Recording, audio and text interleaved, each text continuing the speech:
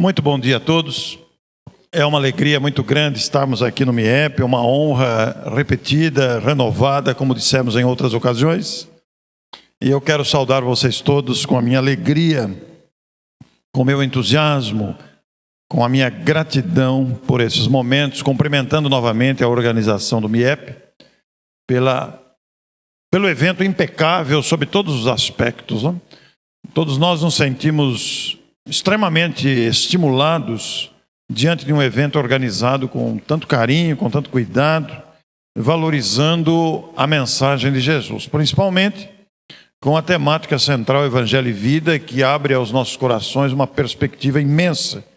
Então é muito saudável nós estarmos reunidos durante todos esses dias para estudar, ampliar o pensamento daquele que é o mestre da humanidade, a luz do mundo, aquele que orienta os nossos caminhos com tanta propriedade pela sua experiência, pela sua bagagem.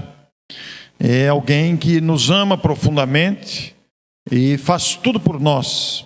Deixou ensinamentos incomparáveis e isso motiva a todos nós.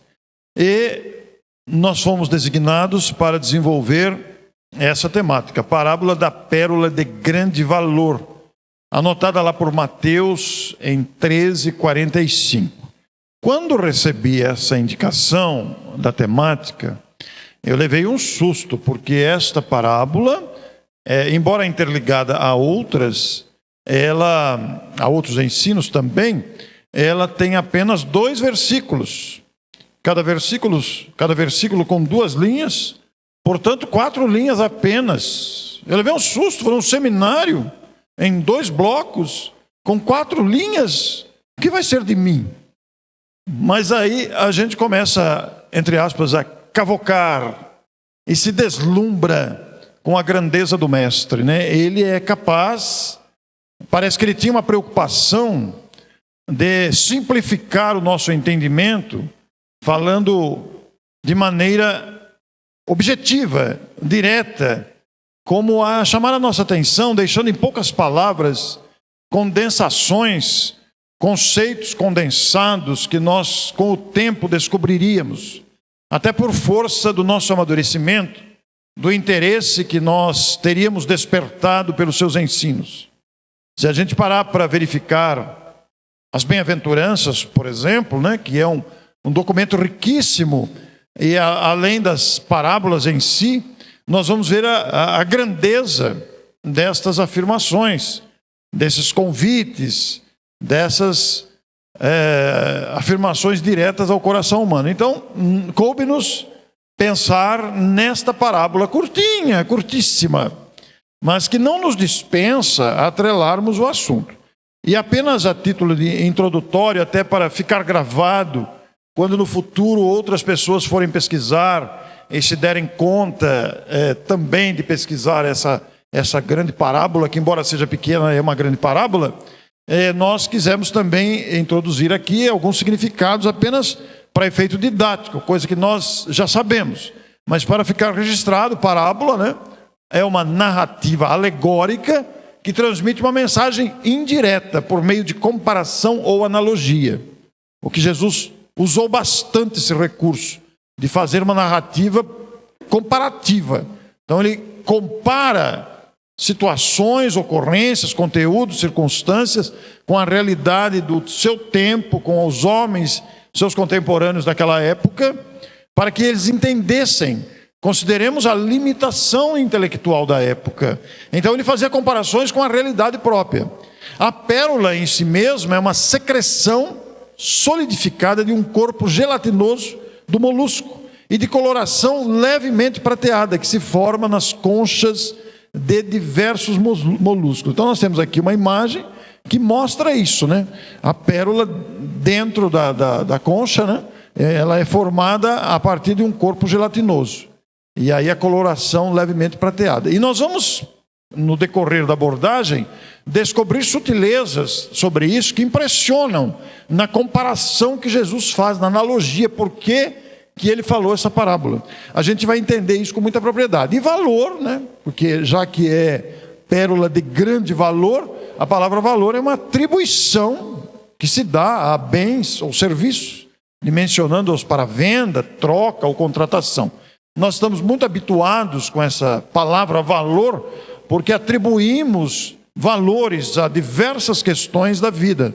Nós temos valores financeiros, valores morais, valores, e aqui especialmente direcionados a bens ou serviços, onde há remuneração em função de venda, de troca ou de contratação. Muito bem. Agora um detalhe, vejam só. Na formação daquela pérola no molusco, né, nós vemos lá, entra um corpo estranho. O molusco sofre uma lesão. Esse molusco envolve o objeto estranho nessa substância gelatinosa e daí surge a pérola. Nesta comparação simples da formação daquela pérola, que é aquele elemento prateado de grande valor, né, que é procurado e demonstra riqueza e assim, maneira de demonstrar um valor, nós vemos como se forma uma pérola. Esta comparação, esse conhecimento já nos traz reflexão importantes. Porque olha o detalhe, a pérola só surge se houver um sofrimento. O molusco foi invadido, ele foi lesado por um corpo estranho. E quantos crescimentos não são resultantes de lesões, sofrimentos e decepções? Muitos de nós só acordamos para as questões fundamentais da vida diante das adversidades, que muitas vezes reclamamos, que muitas vezes sofremos dores físicas e morais. No entanto, dores físicas, morais, nossas decepções, nossas contrariedades, às vezes nos levam a crescer. Por quê? Adquirimos experiência, aprendemos a ver a vida sobre outro prisma. Quantos de nós aqui, na idade em que estamos, todos nós já passamos dificuldades variadas, e a gente olha para trás e percebe com clareza que as dificuldades nos fizeram crescer intensamente. Nós aprendemos, adquirimos experiência, maturidade diante das decepções que vamos enfrentando, das dificuldades, das adversidades. Um conceito muito conhecido de todos nós, né? Algo que nós podemos dizer que já temos experiência de avaliar isso. Nós já somos capazes de perceber essa questão quando acordamos para a questão do Espírito. Então, na verdade, as dificuldades, elas são verdadeiros degraus. Se não houvessem dificuldades, a gente não sairia do lugar. As dificuldades parece que cutucam a gente. As dificuldades nos fazem nos movimentar. Nós temos que procurar solução. Nós temos que procurar alternativas diante de situações constrangedoras, de situações de adversidades, de sofrimentos, que exercitam a inteligência, aprimoram o sentimento e nos fazem crescer. Então nós começamos a perceber aí, já de cara, a ligação com a proposta do mestre de educação de todos nós, de nos estimular a evolução, o aprendizado, tanto o desenvolvimento intelectual quanto o moral, a aquisição de virtudes, surge em função desses degraus de aprendizado que nós enfrentamos nas dificuldades. E olha que coisa importante, quem cuida, que trabalha, que tem uma pérola, olha que importante isso daí, sabe que é preciso polir vez por outra para ela manter o brilho. Espiritualmente é a mesma questão.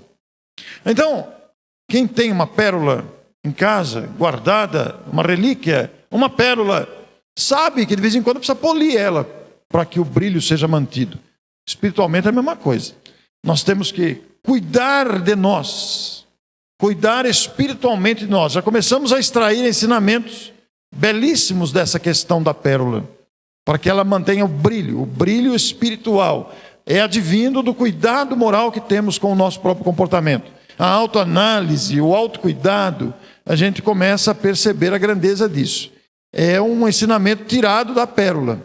Um negociante de pérolas chinês informou: dica para saber se a pérola é falsa ou verdadeira. Se raspar e riscar, é falsa. A verdadeira pérola, mesmo raspando, não risca. Olha que interessante.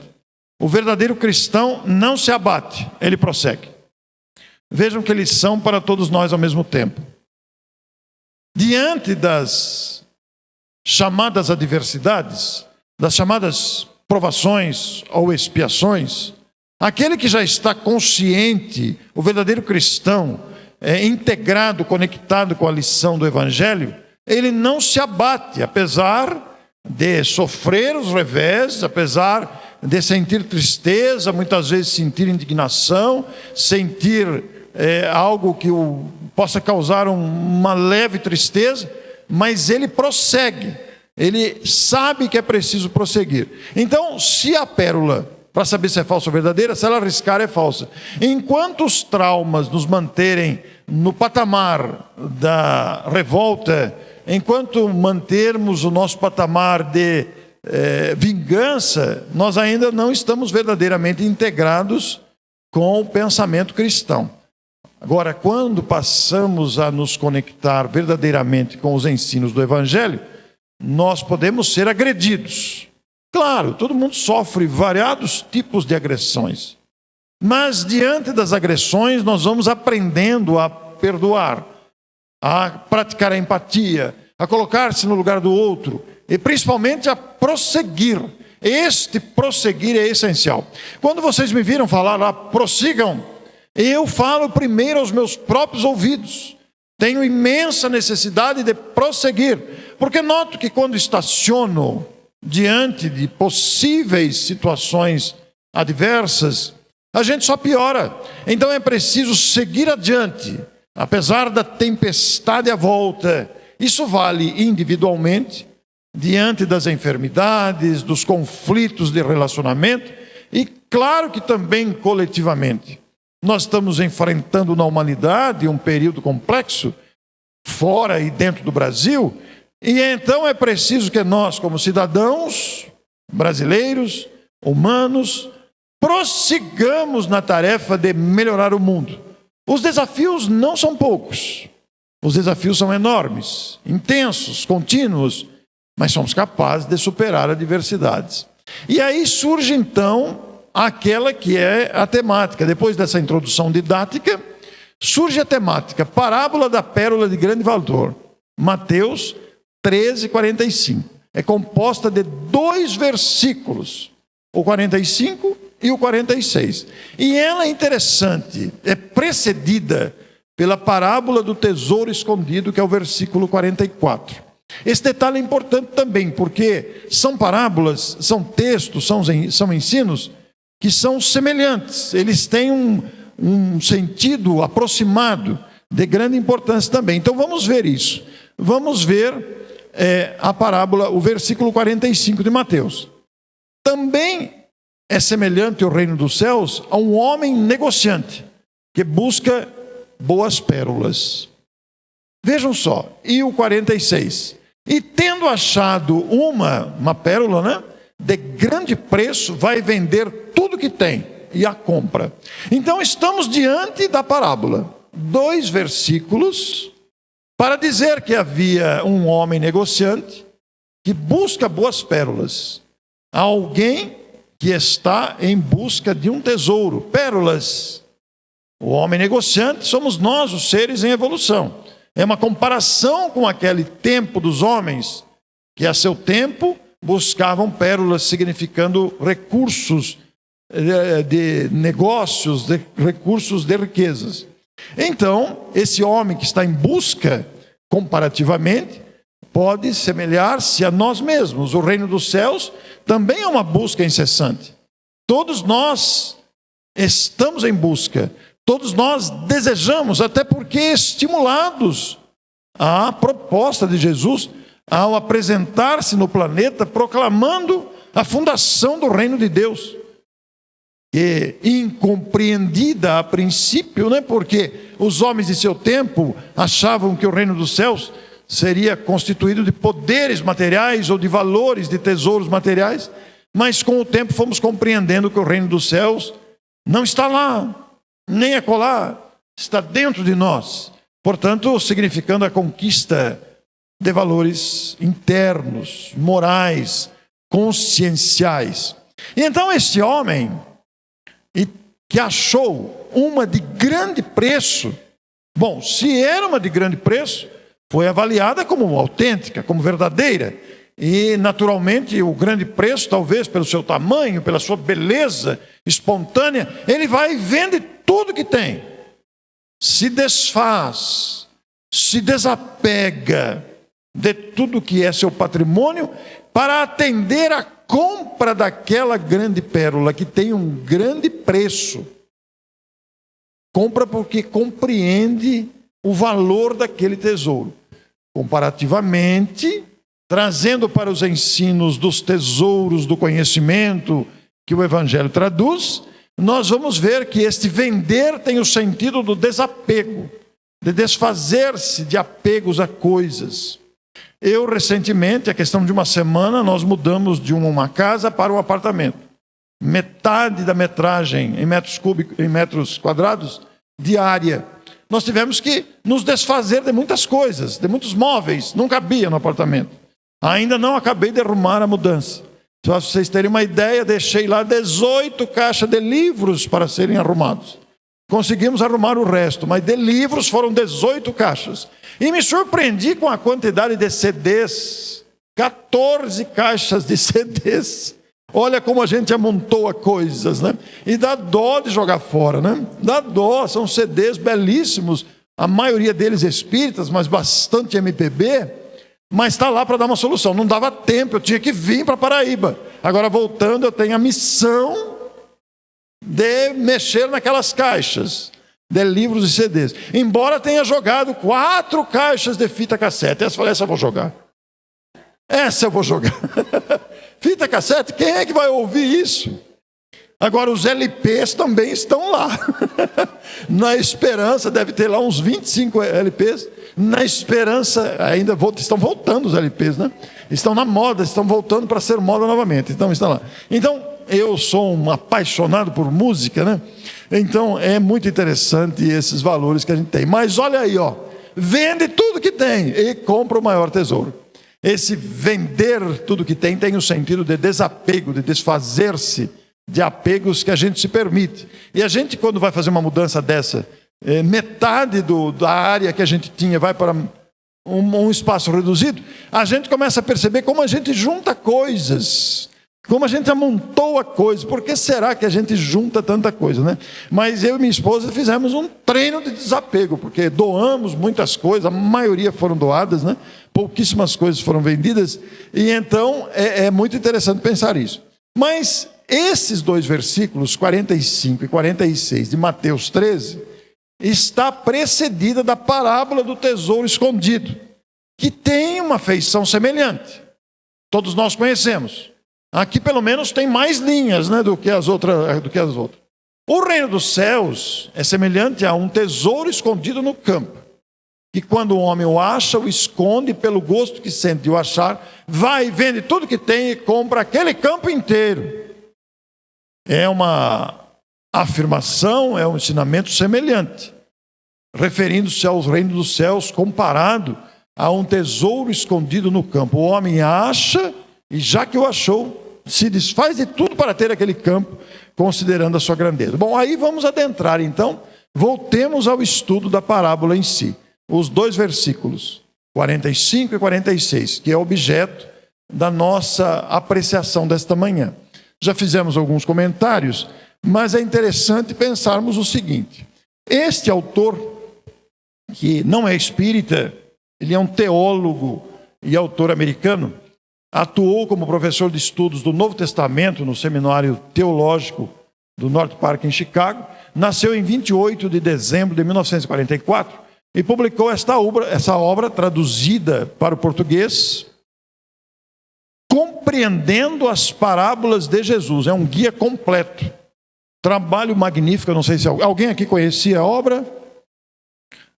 Manuel, você que gosta do assunto, eis uma dica fabulosa, viu? Essa dica me foi indicada. Pois é, também. Outro nome de grande valor, né? Esta obra me foi indicada pelo palestrante espírita, que aliás vocês precisam conhecer. Tem 2 livros publicados. Procurem na internet, Joaquim Bueno.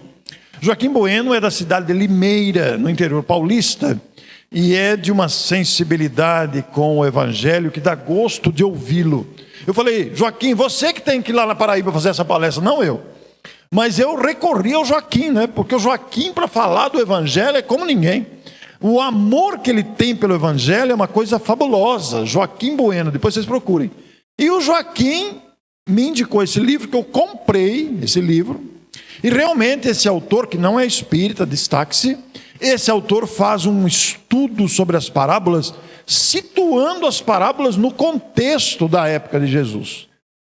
Claro que você tem que filtrar, à luz do conhecimento espírita, detalhes, porque ele é um teólogo, um autor americano, que possivelmente não conhece o espiritismo.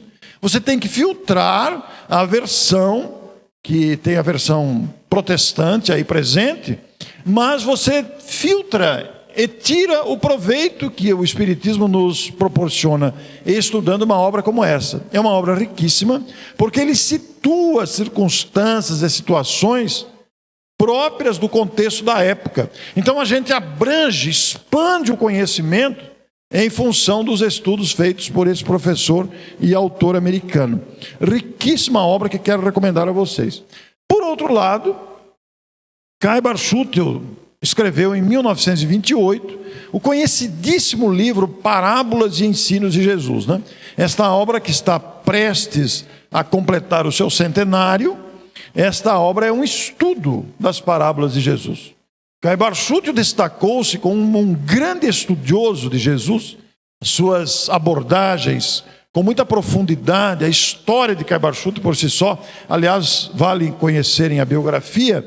Kai Barschutl, conhecido como bandeirante do espiritismo, o apóstolo de Matão, o pai dos pobres de Matão, o espírita número 1 do Brasil, conforme seus biógrafos, de uma inspiração elevadíssima, nos ofereceu esta obra que estuda as parábolas. E, além dessa, ele tem também outras obras que estudam o Evangelho, os apóstolos, etc. E nesta obra também tem um estudo de Kai Bar sobre esta parábola curtinha.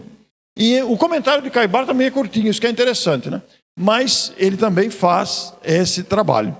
E vale dizer, né, que a Revista Internacional de Espiritismo, lançada por Kai Barschutl em 1925, está completando o seu centenário.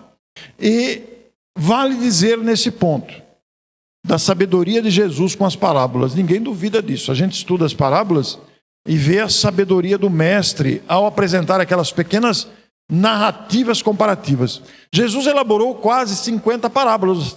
Uma curiosidade informativa essa, né? Quantas parábolas Jesus contou? Aproximadamente 50. 22 dessas 50 parábolas são com até 5 versículos apenas. Ou menos, como é o caso dessa que nós estamos vendo, né? Porque percebe-se uma preocupação de Jesus em se fazer entendido para facilitar a memorização. Então não são textos longos, são textos curtos anotados pelos evangelistas. E 7 parábolas são conhecidas como as parábolas do reino. E o discurso da parábola no capítulo 13 de Mateus. São curiosidade didática, informativa, que desperta a nossa atenção e pode até estimular pesquisas mais aprofundadas sobre o assunto. Então, pérola. Nós estamos estudando a parábola da grande pérola. Então vamos ver a pérola. Em essência, podemos extrair. Está errado ali, né? As questões, não. As questões, relevem aí. As questões da terra, da vida material, perdem interesse diante das questões do espírito. Quando a gente passa a conhecer que somos criaturas imortais, isso muda a nossa perspectiva de vida. Nós temos que viver a vida material. Nós temos lá em O Evangelho segundo o Espiritismo um subtítulo específico, Necessidade da Encarnação, que eu inclusive citei na palestra, em que Allan Kardec vai mostrar a importância da encarnação, onde nós desenvolvemos a inteligência justamente através das dificuldades ou do idealismo. Alguém que vai fazer algo sempre vai encontrar dificuldades.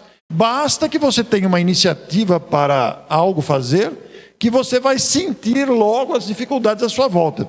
Essas dificuldades podem ser próprias da nossa natureza, podem ser dificuldades naturais do caminho e podem ser dificuldades externas, oriundas da nossa iniciativa. Porque basta que alguém lance uma ideia, ele sempre vai encontrar opositores. Toda ideia encontrará opositores. Não apenas no sentido religioso. Qualquer ideia encontra opositores. É natural isso. Então, é uma luta permanente para esclarecimento, colocação das coisas, né? Então, a dificuldade, o vencer de um planejamento, desenvolve a inteligência. Mas dá oportunidade também de desenvolver a sensibilidade. Se você vai planejar uma viagem, você quer fazer uma viagem internacional, por exemplo, você decide o país, vai ver como é que vai. Aí você vai se deparar, como é que vai ser, eu tenho dinheiro para isso, quando que vai ser, como é que eu faço para ir, visto, não tem, passaporte eu tenho, não tenho, quem que vai comigo, onde vou me hospedar, o que vou comer, qual a temperatura. Quer dizer, há uma série de coisas a serem verificadas. E aí, conforme você vai caminhando para vencer o planejamento elaborado, você vai se deparar com outras dificuldades que vão surgir. Frutos da oposição natural das questões, fruto às vezes do ciúme de outras pessoas, da inveja de outras pessoas, tudo isso existe.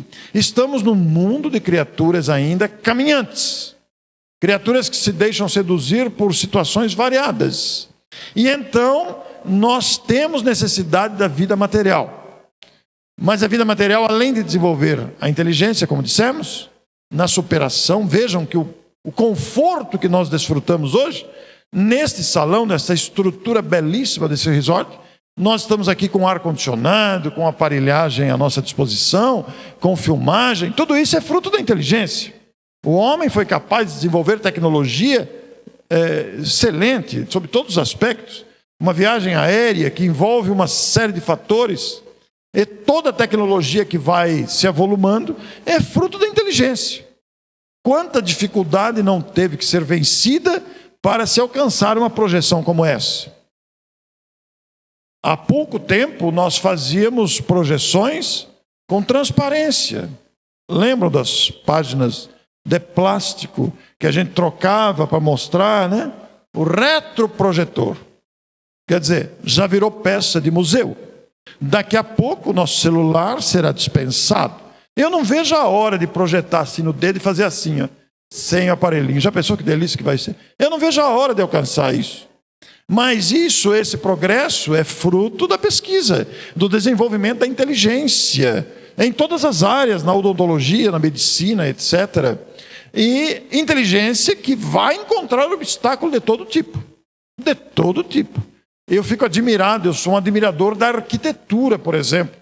Como é bonito ver esses edifícios, os desenhos que os arquitetos fazem, e depois a gente vê materializado. É coisa fantástica, né? O metrô funcionando, etc. E o que não dizer da área da medicina, com os avanços todos. E por aí vai, né, gente?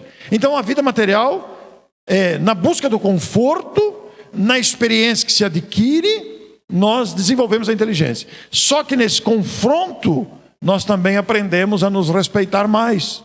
Porque vamos percebendo que outras criaturas também têm valor.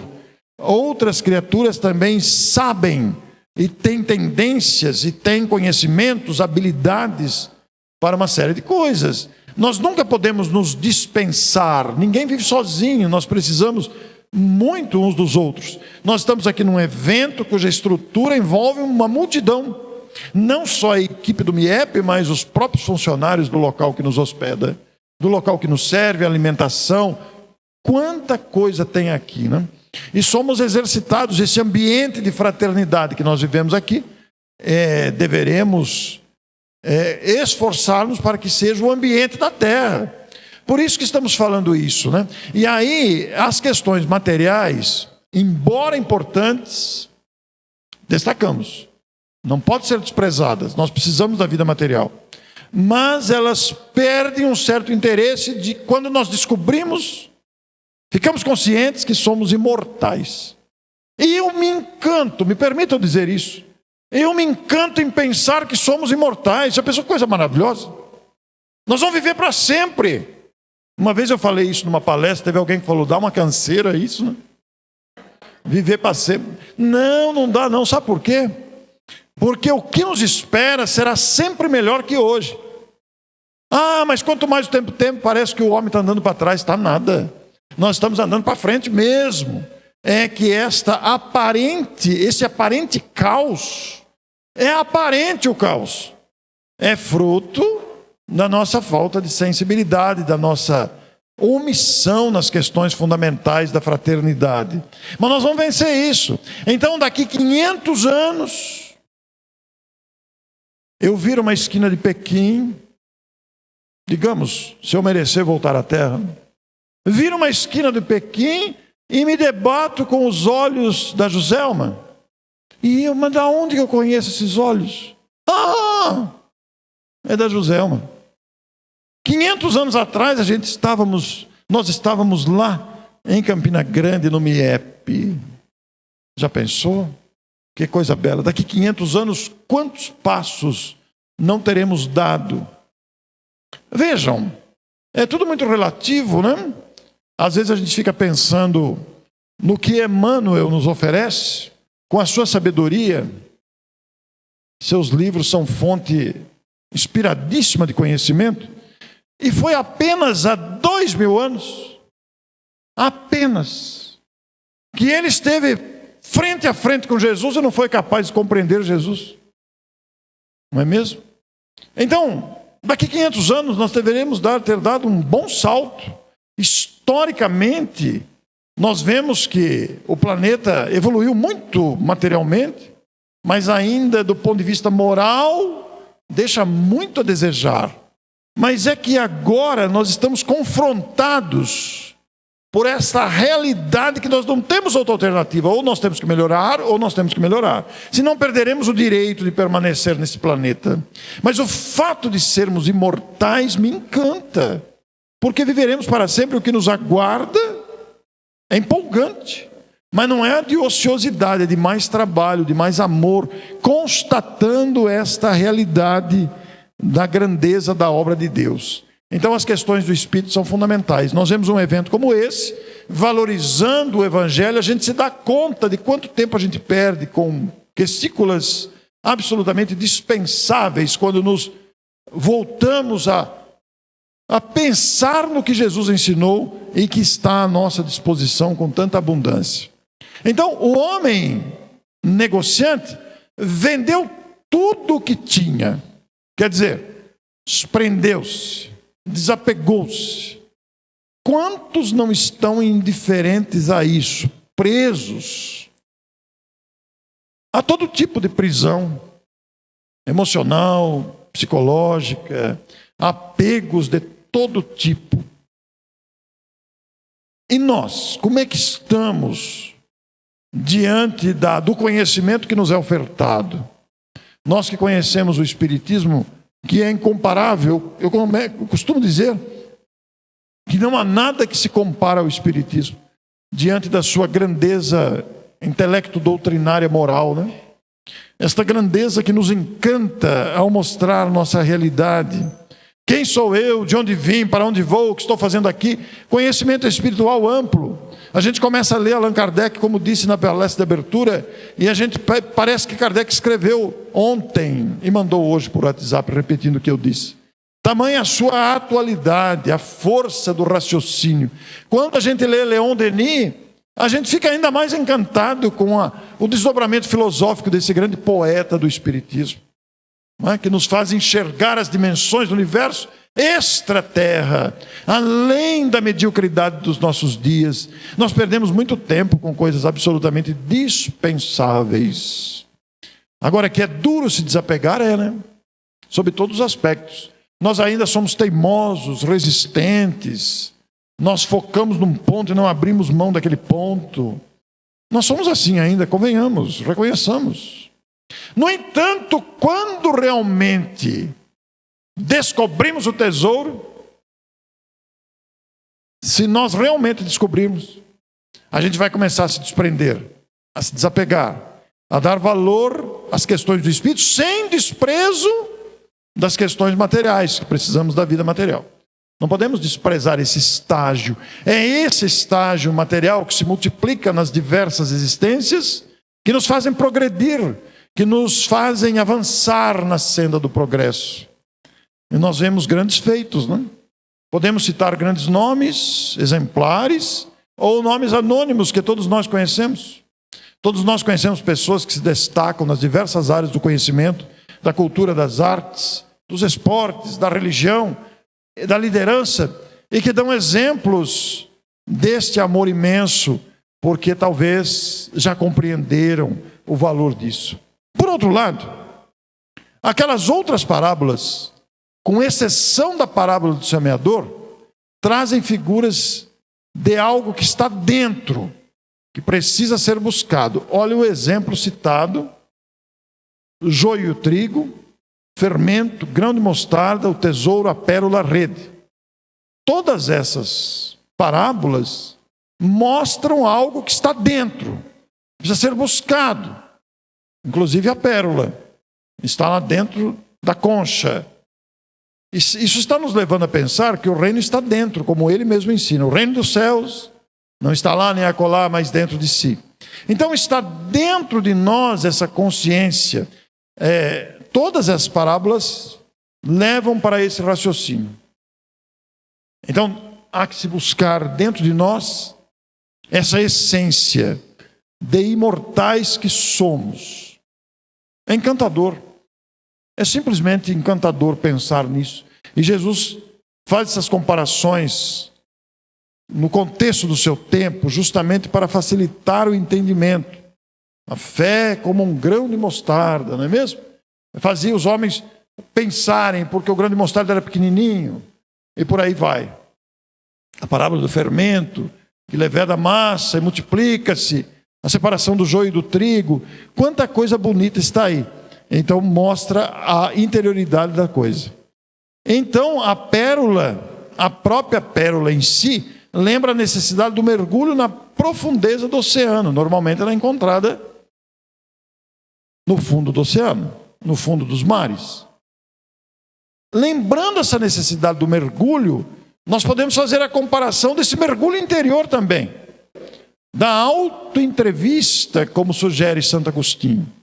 Ou por outro lado, a gente se perguntar: o que é que me decepciona? O que é que me deixa alegre? O que é que me dá tristeza? O que é que me paralisa as forças? Cada um vai encontrar respostas diferentes, é claro. Eu citei na palestra de abertura que quando estou tentando fraquejar, percebo que estou tentando cair, eu me valo da música. Citei o Tchaikovsky, citei as bandas de coreto, mas cada um tem a sua maneira de entender a questão. Manuel, por favor, vem aqui. Vamos interagir um pouco. O Manuel é de Itaporanga, quando nos conhecemos aqui no evento, descobri que o Manuel é um grande pesquisador, gosta de estudar.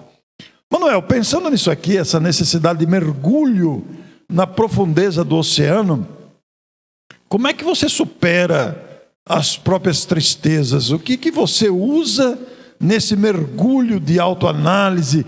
Como é que é você adentrar dentro de você mesmo? Eu não combinei nada com o Manuel, peguei ele de surpresa aqui. Verdade, eu sou ruim de discurso. Eu procuro meditar, orar, ler Kardec, gosto muito de Leon Denis também. Procuro me aprofundar mais nos estudos e sair daquele nimbo de tristeza, sei lá, de melancolia, através da leitura. A leitura tem sido então o seu grande instrumento. Isso, eu estou estudando teologia e a leitura e o espiritismo foi quem me ajudou muito, em muitas áreas da minha vida. Não só profissional, como pessoal, comercial, e tem dado certo. Estou seguindo nos estudos, né, com a leitura, com o espiritismo, e pretendo seguir por muito tempo ainda, se assim o grande arquiteto me permitir. Ô, Manuel, o que é que te dá mais alegria? Conhecimento. O conhecimento liberta. Volta à leitura de novo. O conhecimento liberta. Porque quando você passa a ler... Eu me lembro que quando eu li a primeira vez o Livro dos Espíritos, eu disse, meu Deus, como é que isso tudo estava aqui e eu nunca tive acesso a isso? Nunca soube disso.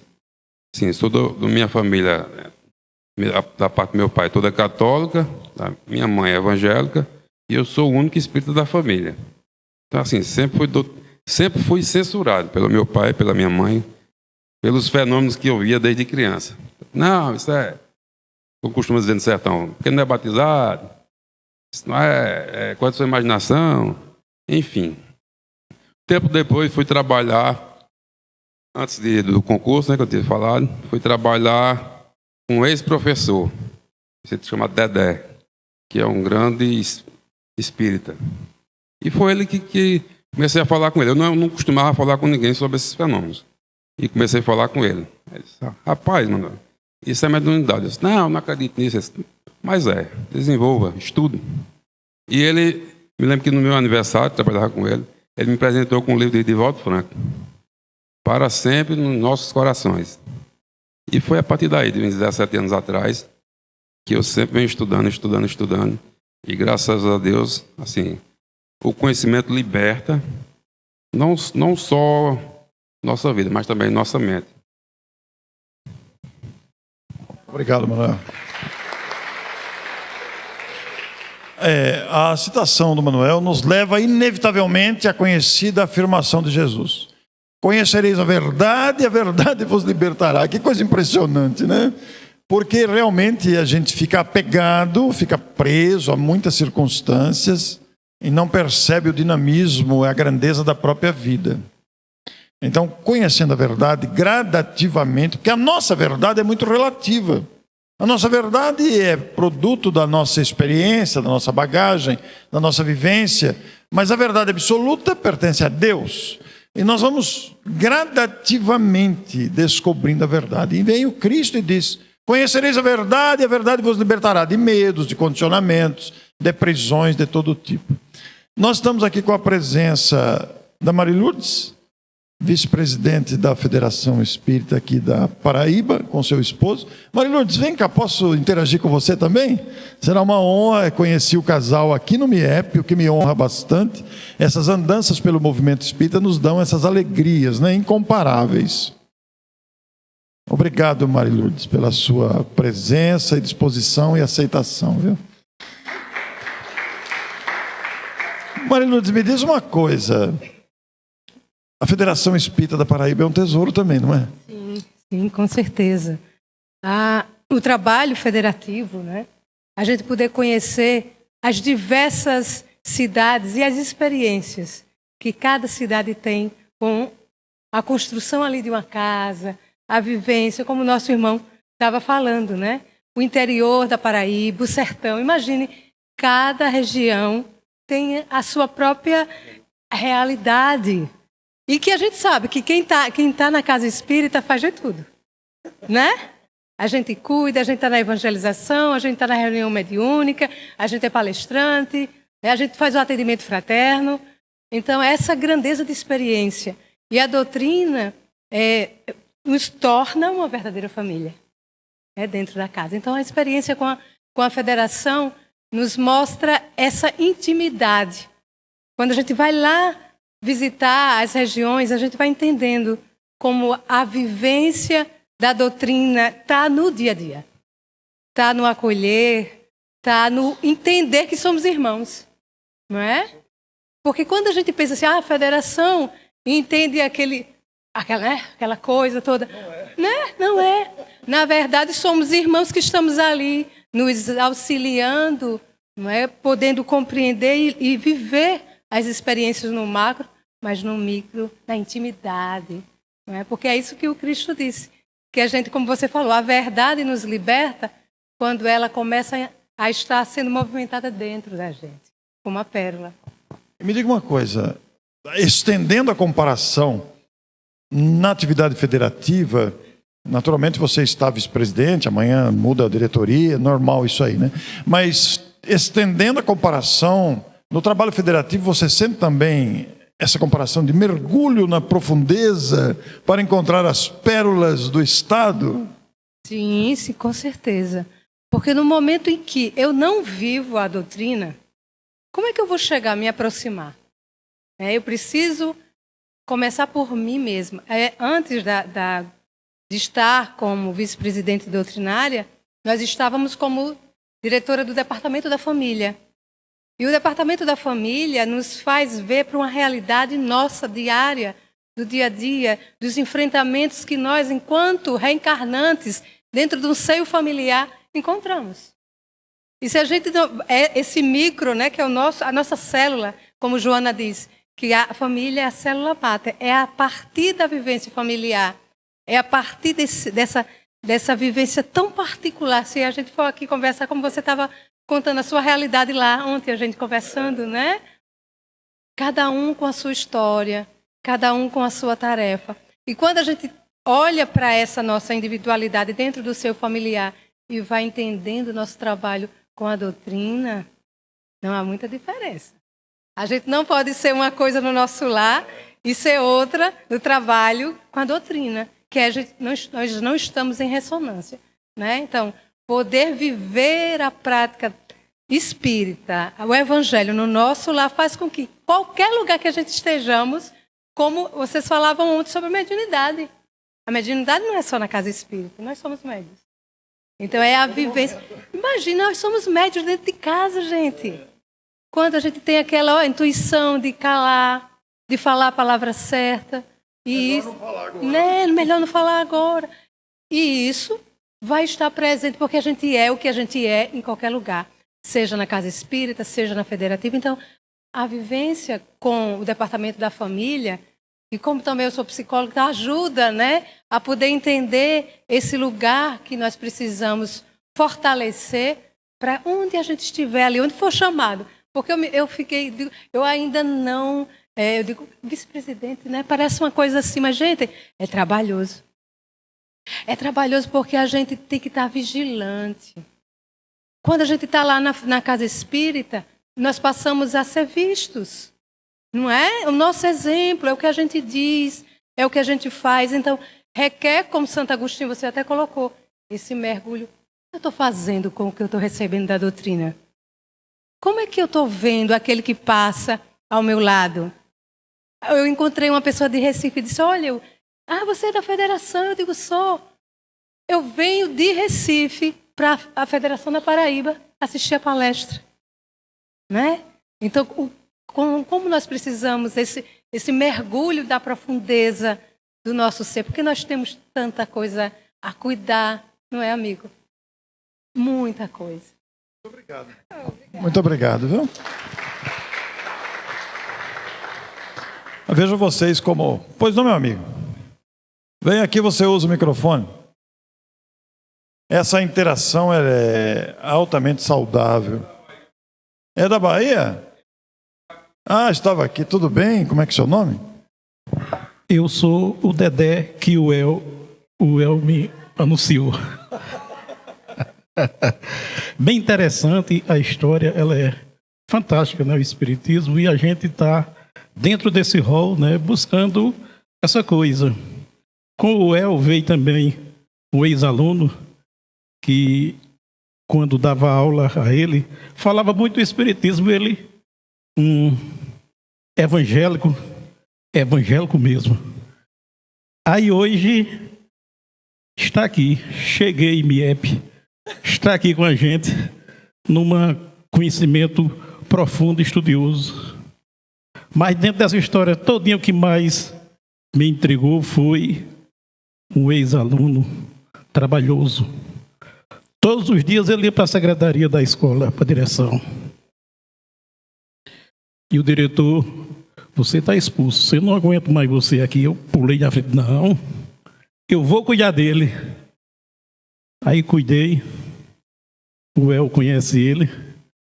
Tadeu hoje é promotor de justiça, estudioso do espiritismo e está com a gente fazendo trabalho, que é esse trabalho de divulgação, de expandir lá de Itaporanga para João Pessoa, para tudo que é, onde tiver alma.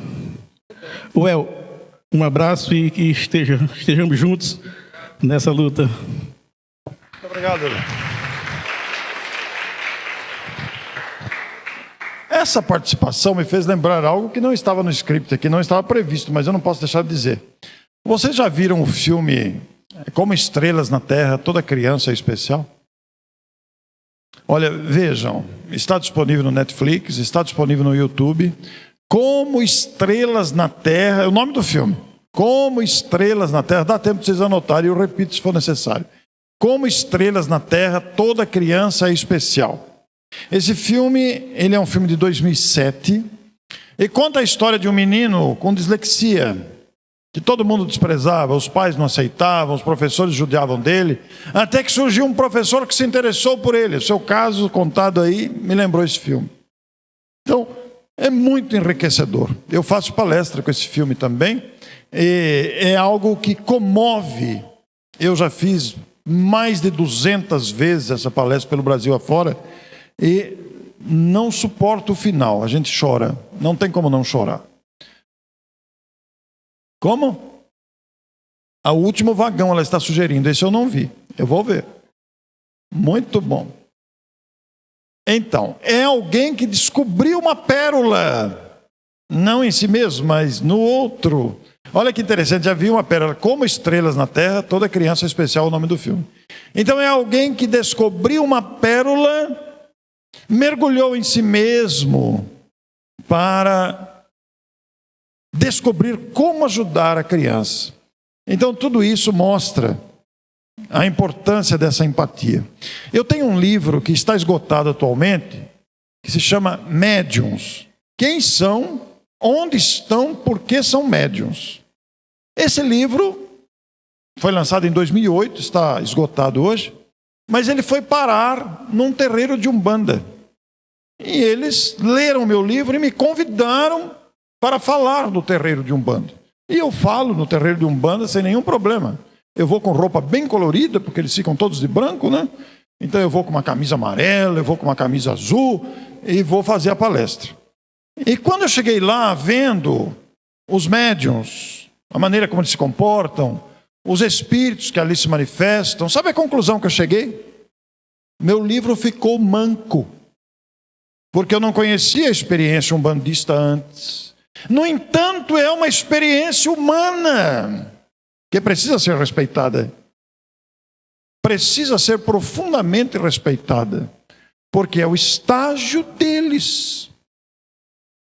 Estão num estágio de entendimento e de prática que eles valorizam e que nós temos o dever de respeitar. Se nós temos uma outra maneira de conduzir as reuniões mediúnicas e nos portar mediunicamente, eles se comportam daquela forma. Quem somos nós para fazermos qualquer tipo de julgamento? Então essas pérolas precisam de ser descobertas. Essa busca de algo guardado, escondido, como no caso do tesouro escondido, era por causa de um hábito da época. Olha que interessante. Havia o hábito, naquele tempo não tinha banco, não tinha cofre. Então as pessoas escondiam os tesouros para não serem descobertos. Esse detalhe é fundamental. Até pouco tempo, nossos avós guardavam dinheiro embaixo do colchão. É uma cultura que se estendeu no tempo. Hoje, a gente nem tem dinheiro para guardar embaixo do colchão, não é? Mas era uma cultura. Então, daí a parábola do tesouro escondido, porque era hábito de cavar buracos e esconder os tesouros, porque era o jeito de proteger o tesouro. E algumas escavações arqueológicas, vez por outras, descobrem tesouros escondidos. Olha que detalhe cultural que a gente não se dá conta e faz parte da história da humanidade. Há que considerar um ensino espírita básico.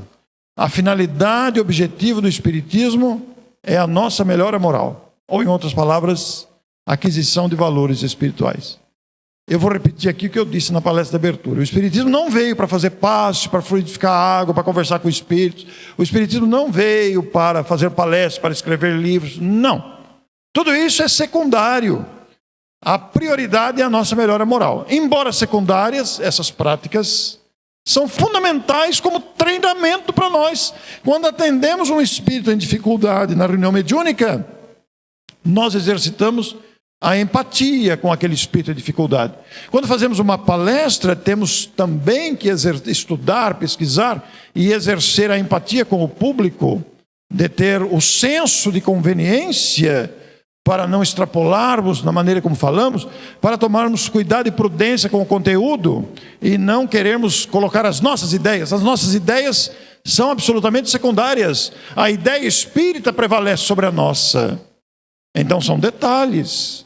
Quando entregamos uma cesta, um enxoval para uma gestante carente, nós temos que fazer aquilo não maquinalmente, mas fazer aquilo com amor de fraternidade.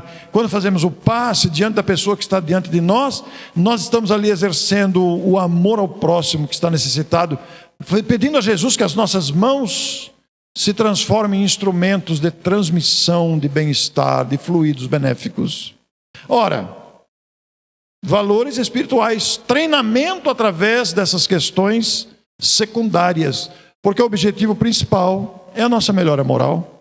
E esta melhora moral nos conduz, nos estimula a descobrir esses valores que muitas vezes podem estar escondidos, esquecidos, desvalorizados. Então vem Jesus e conta esta parábola daquele que descobriu uma grande pérola e vende tudo que tem para adquirir aquela pérola. Quando compreendermos os valores dos bens espirituais, trocamos tudo por eles. Diante deles, tudo perde valor. Não é que perde, que nós vamos viver na miséria, na mendicância, não. Mas vamos viver com o discernimento relativo, o uso relativo dos bens materiais. Porque também precisamos nos recolher, nos proteger, nos alimentar. Porque privar o corpo é também ruim. Precisamos desse instrumento temporário. Mas os bens espirituais prevalecem. Outro detalhe que nós destacamos no início, lá no comecinho. A pérola só surge se houver sofrimento. Vejam que é a mesma tela lá do começo. Justamente para valorizar quantos crescimentos não são resultantes de lesões, sofrimentos, decepções. É quando acordamos para as questões do espírito. Todos nós já fomos testados na paciência, no perdão, na tolerância, e aí fazendo uma autoanálise, quantas vezes nós vencemos, ou quantas vezes nos deixamos arrastar pela vingança, ainda que uma vingança leve, pela agressividade, pela resposta agressiva. Todos nós passamos por isso. Então vem o treinamento, porque nós já descobrimos esse tesouro. Nós ainda não conseguimos nos desprender de todas as questões. Mas já sabemos que se bem aproveitarmos as decepções, as lesões, os sofrimentos, nós vamos nos elevar em qualidade moral. Quem cuida, repetindo a tela do começo, quem cuida, que trabalha, que tem uma pérola, sabe que é preciso polir vez por outra para manter o brilho. Espiritualmente também é assim. Temos que cuidar de nós. É o nosso compromisso da encarnação. Também cuidar de nós. Como é que eu estou espiritualmente? Não é fácil, porque a gente se depara com a nossa mediocridade. Eu, particularmente, vejo a distância que estou daquilo que falo e daquilo que efetivamente sou. Mas isso não me impede de falar. Pelo menos já estou falando, já é alguma coisa. Mas constato com luta interior a minha própria realidade, que tem muito a ser aprimorado. E me permitam repetir novamente, eu tenho falado isso em palestras. O palestrante espírita é igual a qualquer outra pessoa.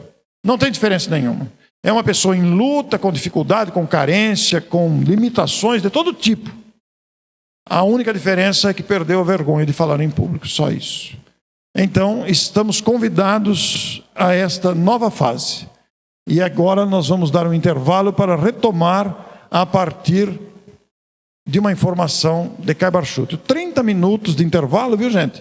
E voltamos aqui mesmo ao salão. Às 10h30 estamos de volta. Muito obrigado.